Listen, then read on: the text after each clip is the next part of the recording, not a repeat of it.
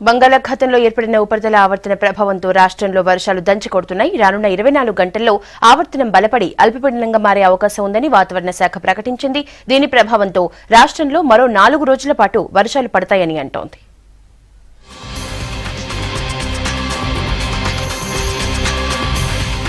రాష్ట్రంలో మళ్లీ వర్షాలు ఊపందుకున్నాయి.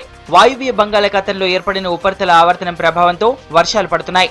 వరంగల్, ఖమ్మం, నల్గొండ, కరీంనగర్, మెదక్, రంగారెడ్డి, హైదరాబాద్ జిల్లాల్లో భారీ వర్షం కురిసింది.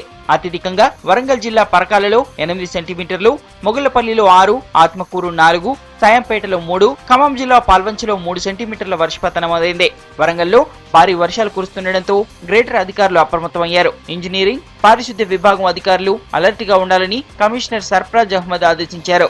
లోతట్టు ప్రాంతాలు, స్లమ్ ఏరియాల్లో అధికారులు, సిబ్బంది పర్యటించాలని, ఇబ్బందులుంటే తగిన చర్యలు తీసుకోవాలని సూచించారు.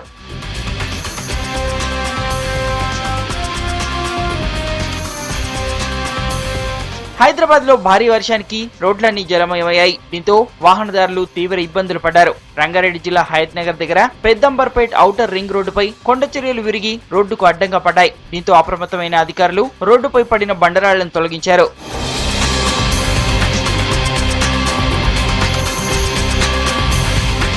వాయువ్య బంగాళాఖాతంలో ఏర్పడిన ఉపరితల ఆవర్తనం అల్పపీడనంగా మారే అవకాశం ఉందని వాతావరణ శాఖ ప్రకటించింది. దీని ప్రభావంతో రాగల 3-4 రోజులు ఏపీ, తెలంగాణ రాష్ట్రాల్లో మోస్తరు నుంచి భారీ వర్షాలు కురుస్తాయని ప్రకటించింది. బంగాళాఖాతంలో ఏర్పడే అల్పపీడనం 13 వరకు బలపడుతుందని, దీని ప్రభావంతో క్రమంగా వర్షాలు పెరుగుతాయన్నారు.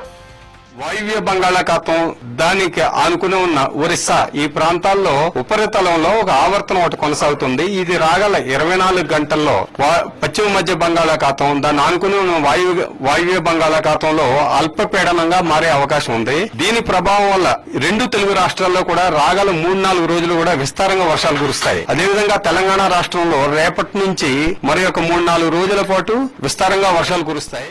రాష్ట్రానికి భారీ వర్ష సూచన ఉండడంతో జిల్లా అధికారులు అప్రమత్తంగా ఉండాలని ఆదేశించింది సర్కార్. లోతట్టు ప్రాంతాల ప్రజలు జాగ్రత్తగా ఉండాలని సూచించింది. అయితే శనివారం కురిసిన వర్షంతో రైతులు ఆనందం వ్యక్తం చేస్తున్నారు. నెల రోజులుగా సరైన వర్షాలు లేక పొలాలు ఎండిపోయే దశకు చేరుకున్నాయి. శనివారం కురిసిన వర్షంతో మళ్లీ ఊపిరినిచ్చాయంటున్నారు.